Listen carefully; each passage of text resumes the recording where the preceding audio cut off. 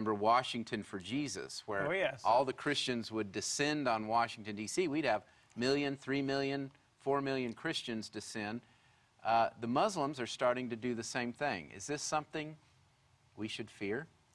I don't think we should fear it, as we shouldn't fear anything else. We should look at it as a wonderful opportunity to begin bringing common ground. The president, let's be frank, President Obama, I personally view his foreign policy in a very positive way. I wrote an op-ed piece after his speech in Cairo, you know, extolling the virtues of Islam and what he called building bridges, which is kind of what we use in our book. Maybe he's read the book, I don't know.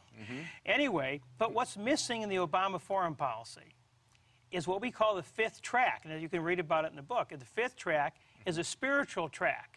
Because, you know, the politicians make deals, the diplomats implement it, and the military and economists sort of hold it all together. The fifth track is how do we seed our relationships overseas, even with the worst leaders, with the spirit, with the spiritual track.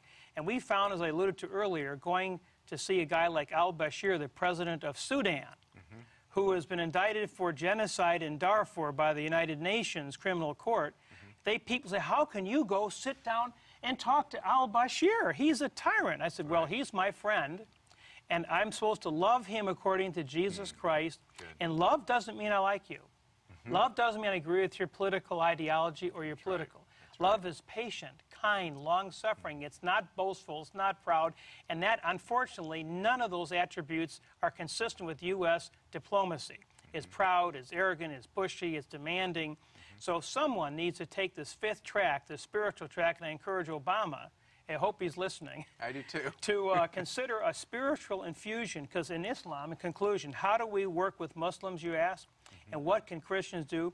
We need to sit down, break bread, pray, look at, you know, you can take the book and other books and Tim's book about the mything out Jesus and find the common ground and love Muslims, as 1 Corinthians 13 talks about love. And just like I love Bashir, now what's the uptake of loving a leader like Bashir? Before I know it, I'm involved in working in UN resolutions to bring UN peacekeepers to help 2.5 million displaced people.